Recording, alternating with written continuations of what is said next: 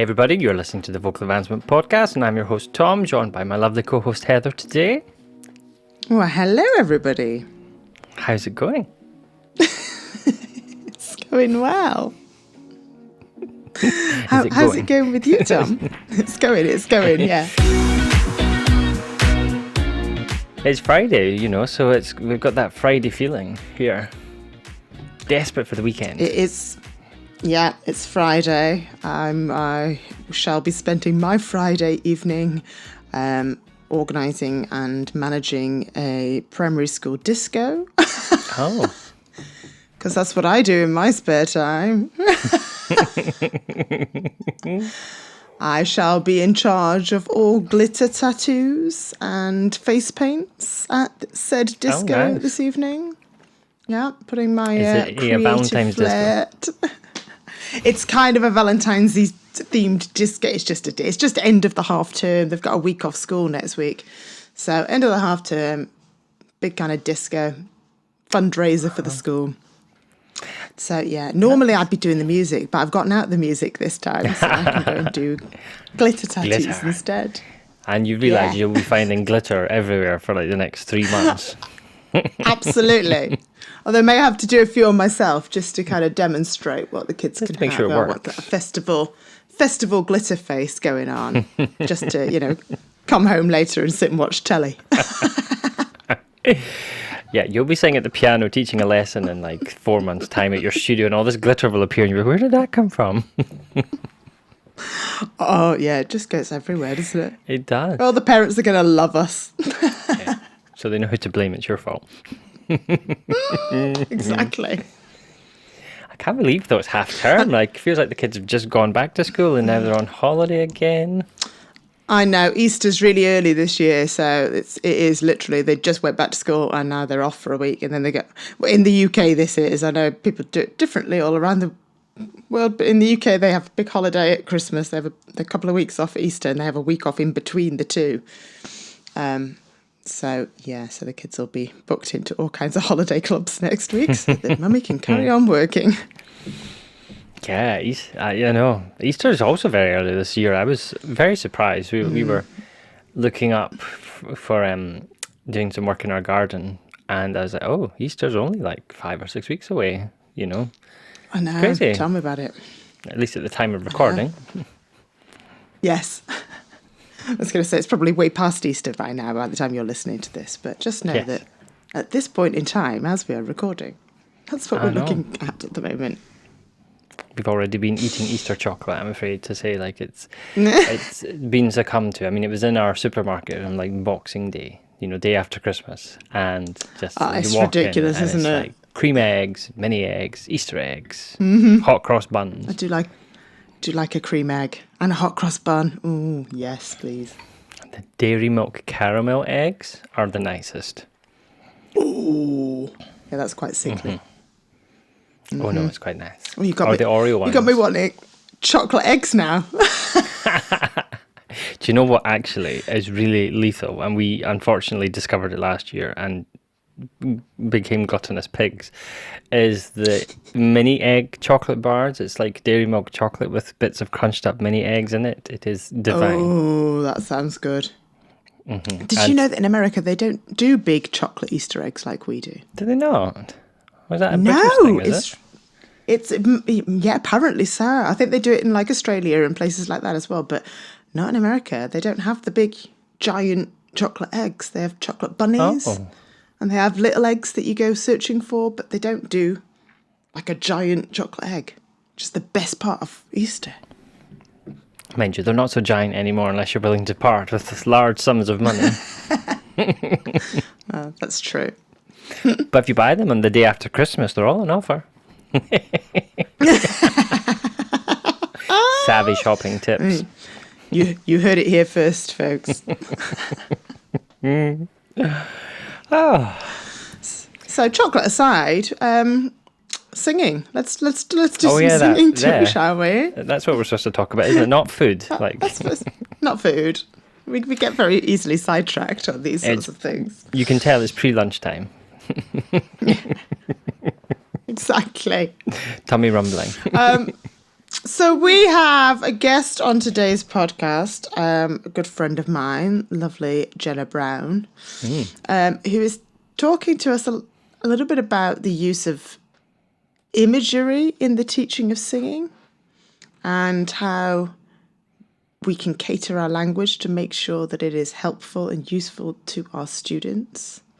And she's got some really fascinating things to share. So I think we should just go ahead and get chatting to Jenna. Yeah, let's do it.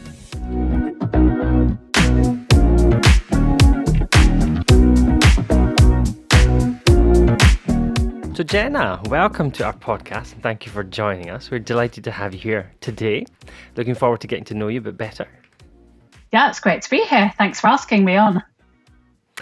So maybe we can start with a nice, easy question, and maybe you can tell our listeners a little bit about yourself and how you got started on your journey. Okay, I like that this is the easy question. This is a can of worms. So I've had a really circuitous journey to what I'm doing today. I started off as a chorister in Bristol, which is my hometown. And then I went to music college, and the honest truth is I really hated it. So I left. It was not for me for various reasons. And then I actually decided, okay, maybe music and singing is not for me at all. So I just abandoned it and went and did something else at university, went and did theology and philosophy. But ended up singing loads. Like, it's the classic thing. You go and do something else, but you spend most of your time singing. So, yeah, complete classic. So I was a choral scholar at uni and dabbled in various other bits and bobs. And I thought, maybe music college is okay. I'll go back post-grad, and did all the rounds of auditions things and still hated them all. And so I don't know what it was. It was just not the right place for me for whatever reason. And so I went and became a school teacher. So not teaching music. I was a secondary school teacher, teaching RE originally, but ended up laughably teaching maths and science and English. I was one of those people, a gap filler, much like I am when I'm choral singing. If there's a gap, ask Jenna to fill it in and she'll get on with it. So I did that, and I was involved in lots of teacher training, and then I got pregnant and took some time out. And all the way through this, I'd always been doing singing, kind of the occasional, I guess, semi-pro is what you'd call it. So kind of some hobby stuff, some paid stuff, just keeping a hand in. And then when I had my first child, there was like a massive revelation. I was like, what am I doing? Not doing this all the time. This is so much better. What am I doing being a teacher and not kind of living the singing dream and kind of really fulfilling that? And so I went back to performing as much as I could with having little kids, but actually it fitted in really nicely, being freelance.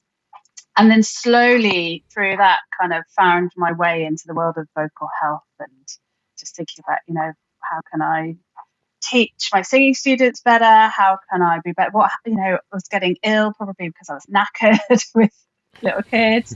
And so I just fell accidentally into the world of vocal health just from my own experiences, really, and just wanting to get better as a singer myself.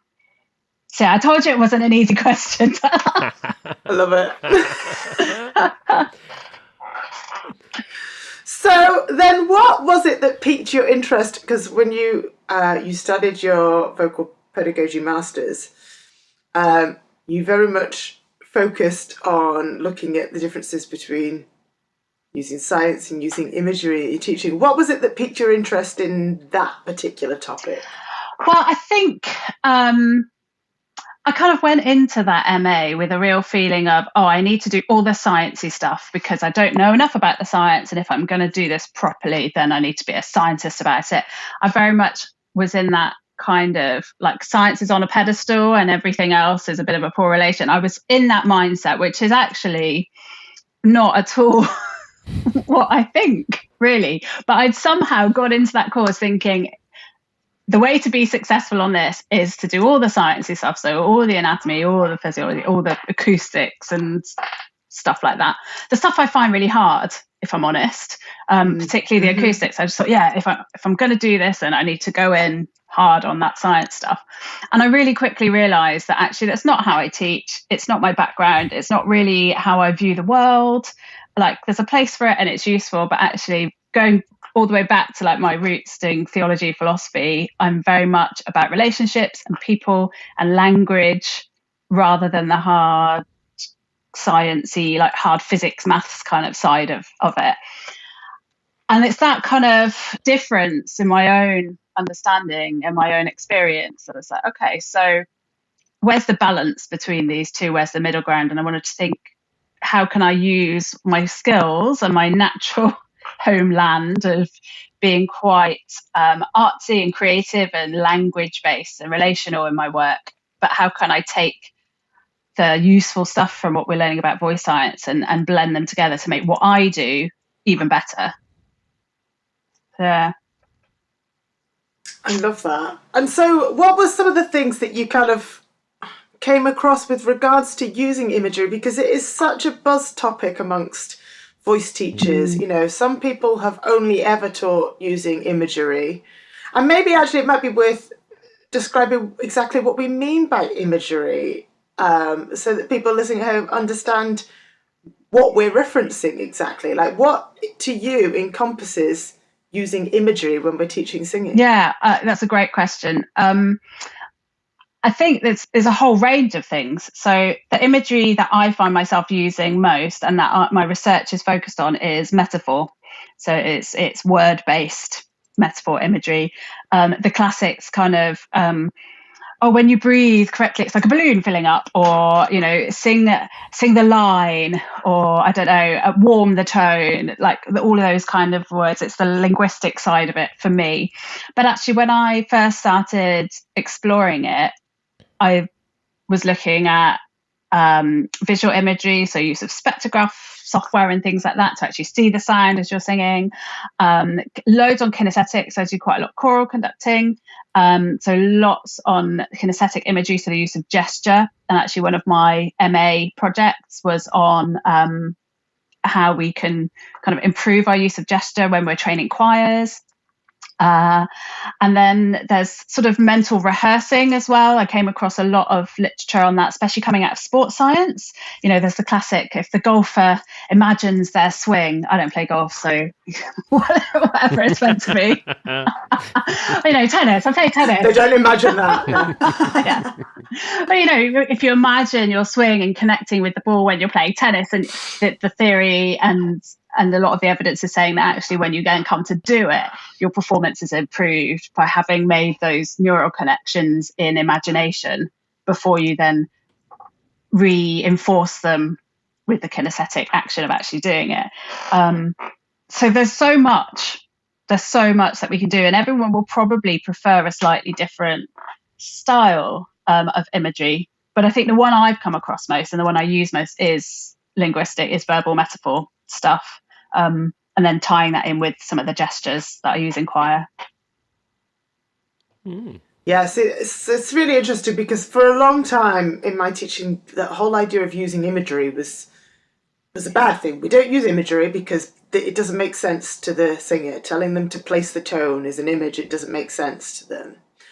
But actually what you've described there is a whole load of other forms of imagery that I absolutely would have encouraged people to use.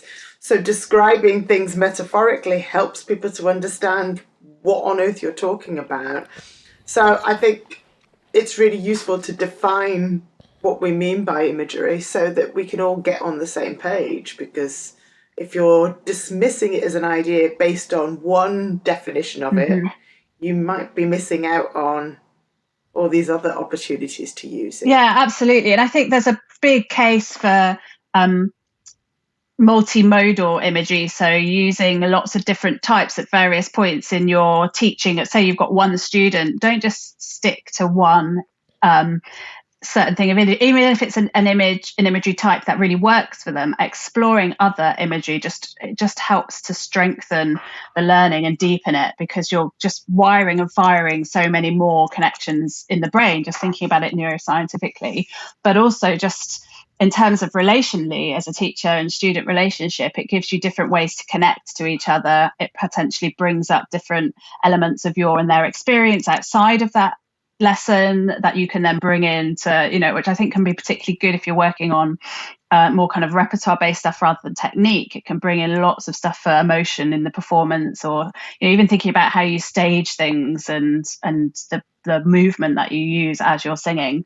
I think it's a really exciting way you can explore building someone's artistry, as well as keeping it kind of grounded in lots of very good science about why imagery works. Although there are some debates about whether it's a shortcut or not to learning.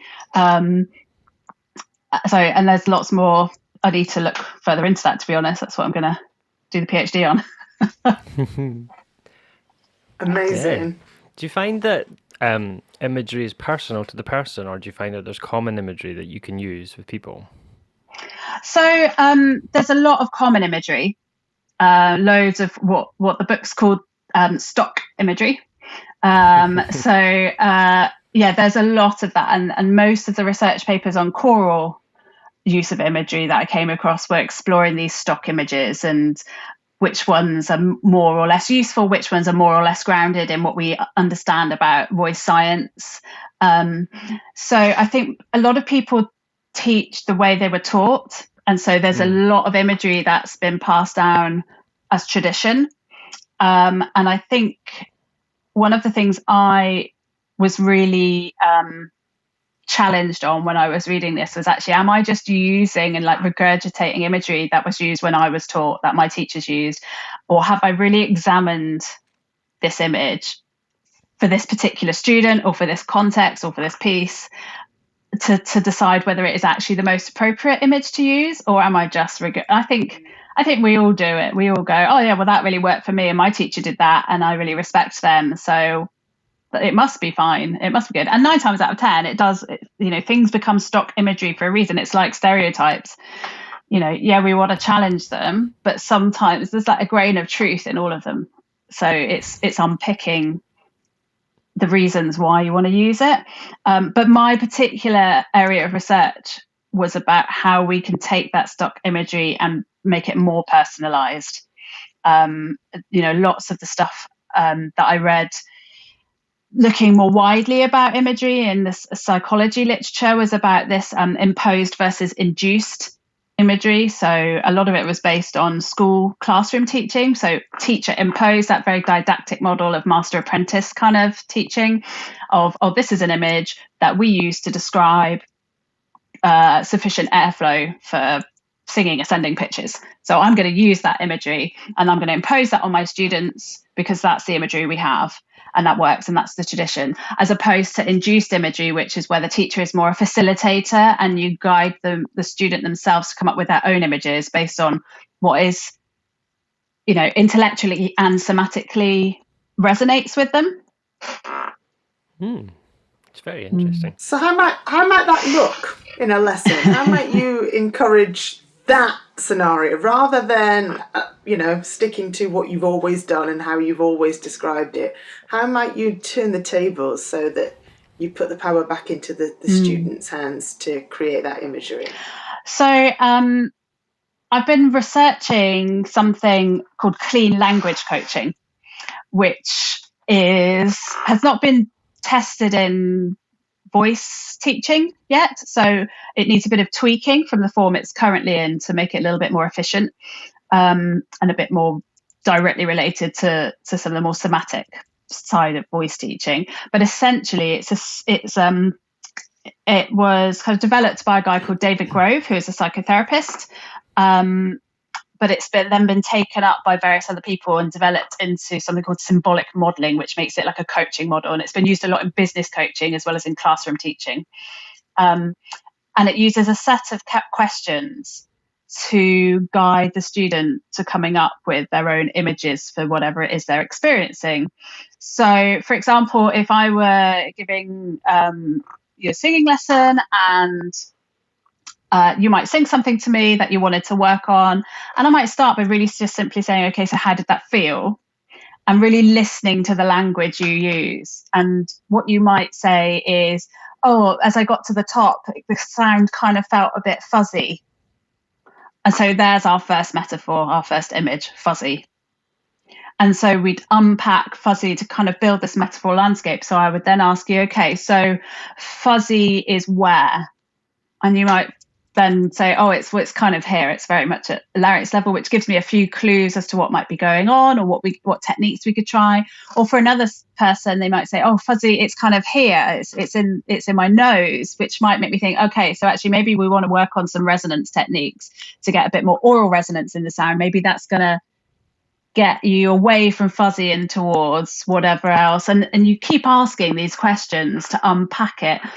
And it might be that they then give another, when you work on the resonance stuff, let's say we're going here, they then say, oh, well, that feels a bit warmer. So now we've got fuzzy and warm, and we can start to build that picture of, and David Grove in his psychotherapy work would get people to actually draw a picture of their metaphor landscape. So you get them to draw something fuzzy, and you'd get them to draw like a sun for the warmth, or so there'd be tons and tons of symbols going into it. And you work on each one of those with the idea being that you turn what's a bind, so the fuzzy, it's a bind, it's something that's not helpful, you turn it into a resource rather than a bind, so that you can kind of harness that. Okay, we've got warm. What did we do when there was warm? Oh, I don't know. I'm just trying to think. I can't think what they would do. They maybe would do a bit of sobbing. I don't know. Maybe it was that. And so you go, okay, anytime you want to try warm, we've now got sob as something that really connects for you. The idea being of my research is, how can I make that a faster process than it is in psychotherapy? So it can act like a shortcut. We know imagery can be a shortcut to learning, into deep learning. So how can we shortcut this process for vocal teaching? Maybe even for choirs, how could we use gesture in place of words, but to do the same thing using this process of clean being only using the words of the student, of the client.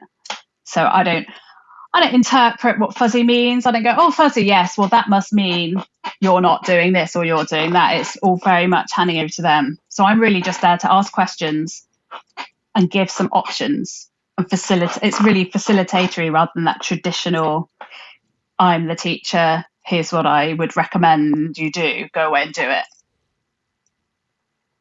So do you think it would be helpful in a scenario like that, when a student says, oh, it feels fuzzy, would it be helpful for the teacher to explain what's physically happening at that point that might be resulting in that fuzzy feeling?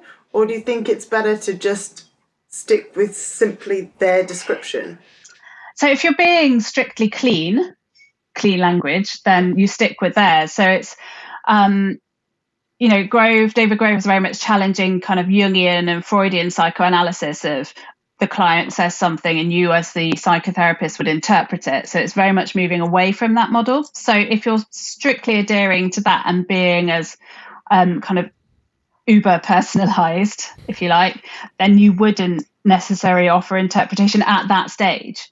However, the caveat is, I do think it's really important that we teach our students what is going on anatomically, physiologically, acoustically, where that's relevant, because knowledge is power, right? And you're not going to be with them every step of the way all the time. So what you want to encourage your students to have is a toolkit of strategies and understanding and knowledge that they can go to when you're not there, and they might come in unstuck and have a problem, or they might be singing in a new venue that's doing something strange acoustically for them, their feedback's weird. You want them to have this toolkit where they can troubleshoot and problem solve for themselves. So at some point, I very much believe we need to be having that conversation and doing that kind of traditional didactic teaching, giving that information, but it's perhaps not something to do in that imagery stage. But exactly when that comes, that's what I'm still exploring. So I'm not quite sure which would be the most useful sequence. And you mentioned the choir or choral setting, sorry. So do you use this when you're working with a choir then? So I'm trying. It's a bit harder when you're like, it's really hard to personalize imagery when you've got 60 people in front of you. Because, whose image wins? And there's one of you and 60 of them. And, I can't do 60 different images at the same time. So I've been experimenting with getting people, instead of being able to tell me, if I say, okay, how does that feel? I've been using it much more somatically. Okay, you've sung that sound. Show me where you felt the most connection or where you felt the most energy as you were doing that. Some people would then point towards their stomachs. For other people, they feel it here. And then looking across the choir, you can get a quick snapshot. And generally, the choirs I work with are fairly, there's a fairly kind of even spread of experience, and most people sit within a sort of a boundary, a similar boundary. So most people's responses are similar, which then means, let's say most people have felt whatever they're doing here. If that's not helpful, then we'll unpack why. Like if it's related to if I've heard pushing, for example. But if actually it's a really great sound and they feel it here, then as I'm conducting, if I want them to recreate that sound, my image is this. To get them as like an aide-memoire for them. Yeah. That's where you felt it before. That's how I'm going to remind you to do that. Like I said, it's still really in its infancy with me kind of experimenting with how this is going to work. But then building up, kind of making a note of the various different things, times at the music in the piece. And I can make a note of, that image was really helpful for achieving the sound that the composer wants, or that I want artistically as the director. So I make a note, use that image there, use that, rather than just, if I want them to sing louder, just automatically doing this, which is quite a common one for conductors. Actually, that might not resonate for them at all. Louder for them might be more of a connection abdominally. So actually, instead of doing this, I might do this to encourage them to do that. So it's just really revisiting those stock images, going, what are they the most useful for this group of people? What we would do, I haven't had this experience, but what I would do if there were like loads of different responses and there wasn't really a homogenous kind of group of images and gestures, I don't know what I would do. I'll have to come back and tell you if I get any answers. So I'm not sure how you would get around that. I mean, I guess the important thing really is having that shared language. And I think some of the criticism of using imagery in teaching is that assumption that everybody imagines and assumes things in the same way. Without any explanation for it. So, for example, when teachers are telling people, place the sound in the mask, there's an assumption there that the student knows what that means for a start. They understand how to get to that place. And therefore, if they haven't had experience of it, it can be unhelpful for them to think that way because they don't quite know what they're aiming for. Whereas if you got them in that place that you perceive to be in the mask and you ask them what that feels like to them, then you begin to have more of a shared experience, a shared language.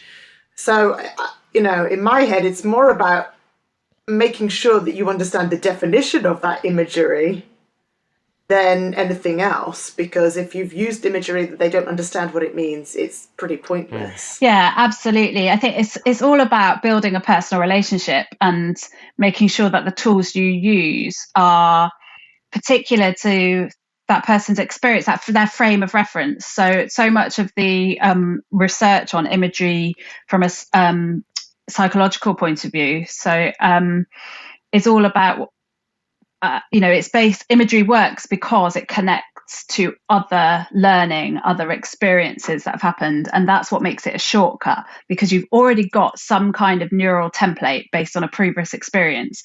And so if you can, it's a bit like overlaying You know, and in the days of acetates, I'm aging myself, aren't I? Overhead projectors. So, you know, if you just overlay one acetate on top of the other, then you're going to build a bigger picture much more quickly than if you started afresh and drew that picture again. So it's about layering experiences on top, new experiences on top of old, and connecting them up. And really, you're right, that is absolutely about really knowing your students and making sure that your frame of reference has some kind of relevance and meaning, not just assuming everyone has the same experiences. You know, we can sound really similar, is particularly thinking about choirs. We can create a really homogenous blended sound. That's for a lot of classical choirs, that's kind of the point. That's what we're trying to get to, is that, you know, those lovely blended vowel chains and that homogenous sound, but actually how each individual member of the choir is achieving that and what that feels like in their bodies and with their voice, and what they think of when they're doing that might be completely different.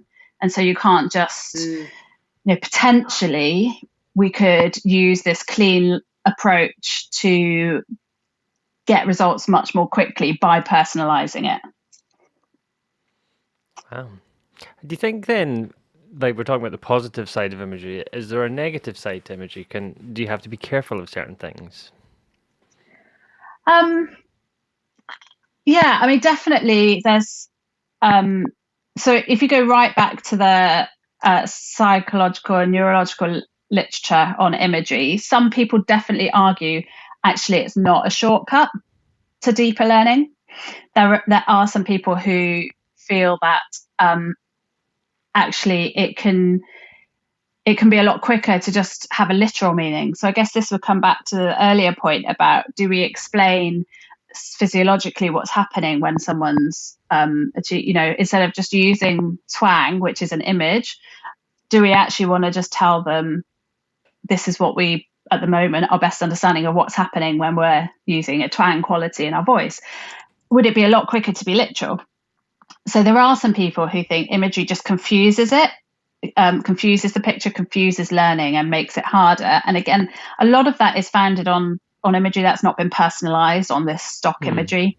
And there are some cases where, you know, a singer can misinterpret an image that's used and can get themselves in a bit of a pickle in terms of vocal health issues that then has a potential knock-on effect. So just thinking about, you know, if you think about when you work, anyone who works with children and young people, sometimes we use, when we work training the breath in young choirs, you're getting them to think about that balloon inflating. That is a classic image, which I think is a very useful one. But there are some people, some children, who might interpret that and really that lead to some holding patterns there, or rib flaring and things like that. And, you know, it's not always going to be interpreted in the way you intend or in the way that it could be. So it can be a useful image depending on how it's understood by the student.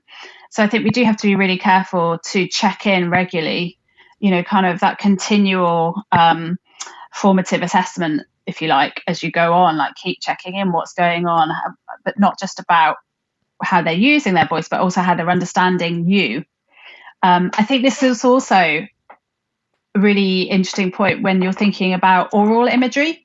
So modeling of sound as a teacher. So if you're trying to get your students or your choir to sing in a certain way and you model that, sometimes that can be really helpful. Sometimes it can be problematic. And an example I would give is from my own experiences. I would hear my teachers modeling something and I was maybe 12, 13, and I wanted what I was hearing was a very mature sound, obviously, because my teachers were in their 30s and 40s.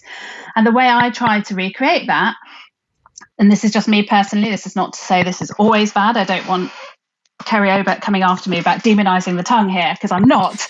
But the way I tried to replicate that oral imagery was to pull my tongue right back to try and darken my voice. And actually that led to all kinds of tensions and things, as we know. So I'd misinterpreted what my teacher was trying to get across, or I'd understood the sound I was trying to, but not the mechanism, because I hadn't had it. I'm ashamed to say that it wasn't until, I don't know, maybe 10, 15 years ago, perhaps even more recently than that, that I really understood what the larynx was. and all the muscles and, and everything that's going on. And I still have to really think about it. If someone asked me to label a diagram, it would take me a while to do. It's just because I was never taught in that way. So I didn't really understand how everything connected together. So that's why I think it's really important that you do have both sides, because that can add a few safeguards in for imagery being misinterpreted potentially. Yeah, it's really a fascinating subject, and obviously one that's been debated quite a lot. And I feel like more recently, opinion is starting to sway back. I don't know how you feel about this, but I feel like there was a trend for everyone demonizing the use of imagery, and everything had to be very scientific, and you should be explaining exactly what's going on at all times, because anything else is just duping your students. And now I feel like we're kind of coming around to accepting that actually there is some scientific reasoning behind why actually that very kind of scientific approach might not be the best one at all times. Yeah, absolutely. And I think we need to perhaps just remember that science is a broad discipline itself. So actually a scientific approach is not just an anatomical, physiological understanding. Psychology, neuroscience, these are all sciences, and I think we need to, even things from kind of pedagogical science. So, educational science, educational psychology, we need to draw on a science. I don't think using imagery and really leaning into the artistic heritage of singing and music making is necessarily as far away from a scientific approach as historically it's been seen, and as maybe some people might still think. And I totally agree with you. I think we're coming back around. The trend in the literature definitely is coming back around to thinking more about creative and artistic methods, and how we're really connecting with something more than just a physical process when we sing. And actually, if you ask someone to sing in a really just kind of thinking about it from a really physiological, make this muscle move this way, and it's we know that we don't have control over all our muscles, voluntary control over all of them. But if you try to get someone to sing in that way, you probably wouldn't get a very good performance. You might get some interesting sounds and maybe some interesting colours, but you probably wouldn't get an artistically beautiful result, because we need more than that. And I feel like I'm preaching to the converted. Probably everyone listening to this is going, yeah, we know. But I think maybe in some of the voice research, we've slightly in previous years forgotten that. And whilst it's really, really helpful to have all this understanding of the acoustics and what's going on in our bodies, because we need to know what to do when things don't work, and we need to avoid we should be really preventative and care for voices. So we need to know that stuff. But I think, for many, we mustn't forget that for many years, people didn't know what was going on inside when we sang, and people still produced these amazing, beautiful performances. And there's a reason traditions and stock images even have been passed down and have survived. It's because there's some merit in them. And so I think what my work is about is trying to find a way of kind of synthesizing the two, joining them together, thinking philosophically, sociologically, psychologically, and scientifically about it, and thinking about the balance of which of those you prioritize is going to be different for each person. And I think it's that personalization. I keep coming back to that word, but I think that's, for me, having personal relationship with your students, but also encouraging that student to have a personal relationship with their body and their voice and their mind is really crucial, I think. I agree. Yeah, it's a really interesting topic, isn't it? Especially, like as you say, Heather, demonizing imagery and the use of it, and now coming to find that there's actually benefits to it, and that it kind of sounds like you want to strike a balance between the imagery and the technical stuff, and find what works for your student, as you say, to personalize it for them so that they benefit in the long run. Because let's face it, they're there to learn to sing and to have fun. So the more we can do to help them faster, the better, isn't it? Yeah, absolutely. I think, we're so pushed for time when we're teaching, whether we're teaching in schools and colleges or even with private practice. There's so much to do in so little time and so few resources that I think anything we can do to improve that process. And also to, I want my learners to be lifelong singers and also lifelong learners. I want to, even the adults I work with, this isn't just something for the kids. I want to kind of help foster in them a real inquisitive spirit about their voices. And, because things are going to change, and what I'm teaching now in 30 years, probably some of it is going to have been proven to be less useful than something else we'll discover, or perhaps it'll come full circle and they'll be going, yeah, she was really right about that imagery. Who knows?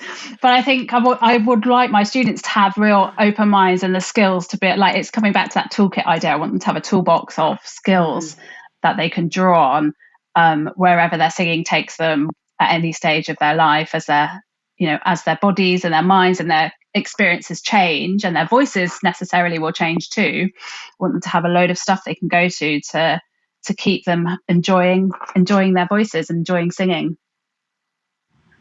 Yeah, that toolbox it's a really good idea, because as you say, you're not always going to be with them. So giving them that toolbox so they can experience and continue to experience their voice when they're on their own time, is so important. So yeah, absolutely. That's great. Well, thank you so much, Jenna, for joining us today, and giving us lots of food for thought. We'll all be going away thinking about our language and how we are describing things, I'm sure, and re-examining things, which is what we should always be doing as voice teachers. We never stop learning. We should always be looking at what we're doing and go, how could we do this better? So thank you for coming and sharing these ideas and thoughts with us. It's been fascinating. Pleasure. Great. Thanks for the chat. And if anybody wanted to find out a bit more about your research or the topic, is there anywhere that you can point people to find out more? Yes, they can find me at Bristol Voice Care. So, and we've got a .co.uk website, and also Jenna Brown Mezzo. There's a little bit of stuff on that site as well about some of the earlier work and research I've done as well. And watch this space. I've got some published articles as well, which are all linked through that website. One in Australian Voice that's just come out, which is specifically looking at choral imagery. So that might be of interest to some listeners from what we've chatted about today. Excellent. Well, we'll be sure to put those links in the show notes so people can get a hold of them and find you. Yeah. Thank you very much. Great. Thank you. Thanks, Jenna.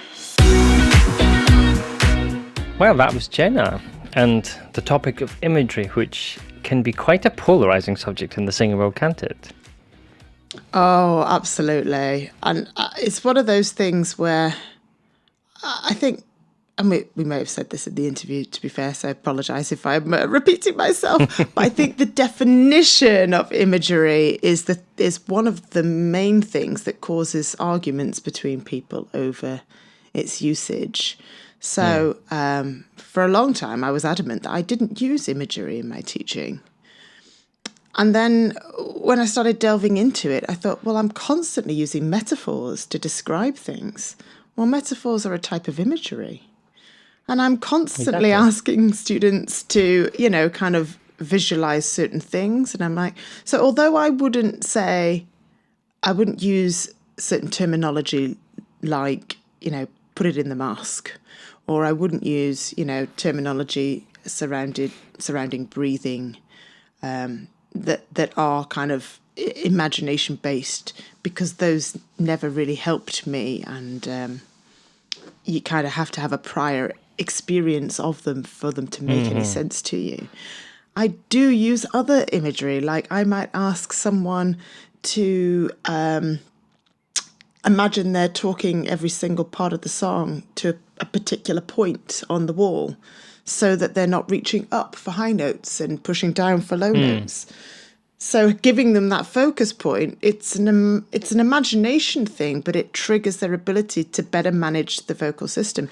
So actually, when I examine my teaching, I use a lot of imagery without necessarily specifically thinking about it as imagery, if that makes sense. Yeah, It does. I think there are definitely helpful and unhelpful types of imagery, like you say. And I think particularly imagery where the person is like, what on earth are you talking about? Like imagine the microphone is a rose. Like, what does that do? Like, what good is that to me? Like, holding a rose or holding a microphone, it's not going to make me sing any better. But there is there's helpful imagery out there that can help the singer to find something perhaps that we're struggling with. I think that's what I like about the way that kind of we teach. Like we have as you say, the combination of metaphors. We don't use imagery like that, but we also kind of have specific cause and effect language. So I think the combinations of those things can really help a singer that's struggling. Because like I might say something to you. Of course, my brain goes blank when I try to think of an example here. But like I might say something to you, and you might take it in one way, but I might say it to my next student, and they may take it a completely different way. And so absolutely that you get a completely different result. And so having that idea of other things you can say or do as well, I think it's and that's where Jenna's take on. Yeah, and that's where Jenna's take on, trying to use that particular singer's language back to them is a really useful way of thinking about it. If they've described a particular feeling in a particular way, well, there's nothing to stop you from going, okay, that feeling that you felt, and then describing it the way they described it, because that obviously made sense to them in their brain because they used it in the first place. And I try my best not to describe the way things feel, because again, there's an assumption there that everyone feels it the same way, and they absolutely do not. When you start talking to singers and you actually ask them, what does that feel like? You'll get so many different descriptions, and often it's quite surprising. You're expecting them to say, oh, that felt, really tight and uncomfortable or something. And then they'll say, oh, no, that felt fine. And you go, oh, did it? Interesting. So you kind of have to interpret what people are experiencing so that you can go back and go, okay, well, just, reference that feeling, describe that feeling, so that you've got something to reference. And if that means that you're using their imagery then to help them, then great, do that.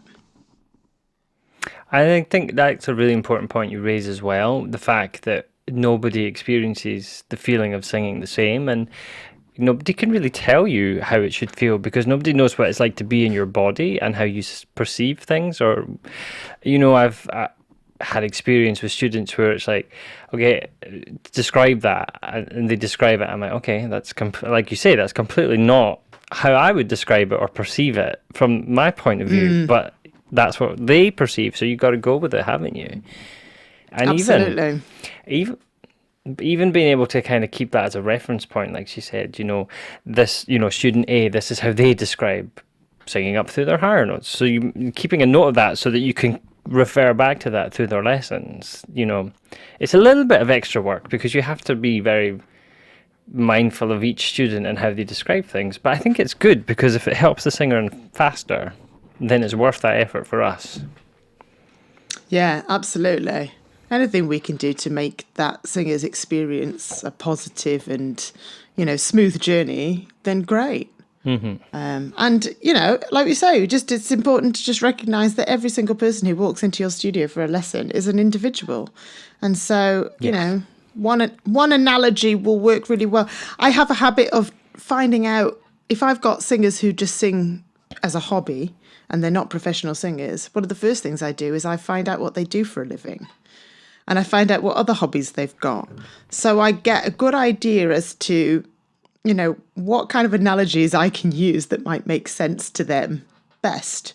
Like if I have somebody who's a dancer who's come in for some singing lessons, then I will just use dance analogies, or, when I talk about creating kind of repetition to create better patterns in the brain to learn new techniques. I'll talk about learning a dance for the first time, and how when you first do it, you've got to think really deliberately about where you place your hand and your foot, and then suddenly your body kind of takes over and you automate it, and we can do the same with singing. Or if I've got somebody who's, into cars, then I use a lot of car analogies. If I've got someone who's into baking, suddenly I'm talking about the voice like it's a cake. Oh, you got to bake your cake and then you decorate your cake. And if you can find analogies that fit with things that they do in their lives, then they tend to work better, I find. Yeah, I think if they can really relate to it and it means something to them, there's a better retention there and there's a better recall when they're... Because a lot of the time you find that singers go and they struggle when they practice on their own because they're not in front of you to guide them, and it takes a bit of time for them to get to the point where they have success with their practice at home. And so I think if they've got tools that they can relate to, okay, well, we discussed this and this particular thing felt like this, or I described it as this, so that was missing, so I know I didn't do it right, or I didn't achieve what I was trying to do in that practice there, so they have that reference point so that they can have more success on their own, because we're trying to give them the tools to be successful without us all the time in front of them, because we can't be with them 24/7. Yeah, absolutely. I am trying really hard to listen to everything you say, but the sun's just come out and blinded me. I cannot see a thing anymore, Tom. I'm sure you're still out there somewhere, but I'm completely blinded. Just use the imagery of my voice to guide you. Squinting, yeah. That's it. Well, I'm just going to imagine you now, because I can't see a thing. Fantastic. It's nice that the sun's out. I'm not going to complain. Yeah. Hopefully spring's on the way. It's going to go behind a cloud in a second and I'll be able to see again. Yeah, really fantastic topic, really interesting. And I'm sure it's something that we'll probably come back to and talk about these sorts of things again in the future, because there's a whole lot more that we can delve into, particularly on that topic of using imagery. But I'm also really fascinated to see where Jenna's PhD research takes her. So absolutely. Have to invite her back in a few years once she's done a little bit more. Yeah, because I would be interested to see, like, if she puts together some kind of framework for how teachers can apply this in their studio. Like, I think that, because that feels to me, I'm not telling her what to do, but that to me feels like a natural progression of the topic. Yeah. Come on, Jenna, deliver. Yeah, come on. Give us a framework. Oh, they do love a framework in academia. I'm sure that'll be on the cards. Yeah. They like a framework for everything. So, frameworks, roadmaps, cheat sheets. We just like to be told what to do, don't we? Oh, I don't like to. That does my head in. The more you tell me I have to do something, the less I want to do it. I've tried to tell my partner this, the more you nag me to do something, the less chance I actually have of doing it. If you tell me I don't want you to do that, then I will do it immediately. It's called demand avoidance, Tom. Now, what's the imagery for that? Yeah. I'm pretty sure my kids have that too.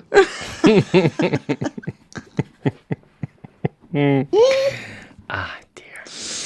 Oh, dearie me. So I'm going to demand now that you tell me what do people need to do if they want to make sure that they don't miss the next episode of our podcast, Tom? Yeah, so you have to, whenever you're listening to this, whether it's, your favorite podcast app or Apple Music or whatever it is, you got to make sure you find that follow or subscribe button and you click it. And it shows a little tick mark or something to confirm it. And then what happens is that it lets you know when the next episode comes out. And if you're watching this video on YouTube, look for that little subscribe button and click that. And then make sure you click the bell as well, because then you'll get a notification on your device or wherever you're using YouTube when the next episode pops up. And if you want to leave comments on YouTube as well, we'd love to hear from you, Tell us about your experience with imagery. Yeah, and questions that you've got, or, kind of suggestions for things you'd like to see in future podcasts, let us know. Get in contact with us. We'd like to hear from you. Yeah, we love to hear from people. And it's nice to get emails from people around the world about various topics around singing, or just, I heard that thing and that was really helpful and that really helped this person. We love hearing stories like that. It really, really brightens up our day, doesn't it? Absolutely. So, yeah, check out our show notes as well, because that'll have links to all the things we were talking to Jenna about, and obviously vocal advancement as well, information on how to get in contact with us. Yeah, absolutely. Well, that was our episode. Yeah. I'm hungry now. Thanks. I was going to say, we're off to find some cream eggs. Yeah. And we'll see you next time. Yeah, have a great day.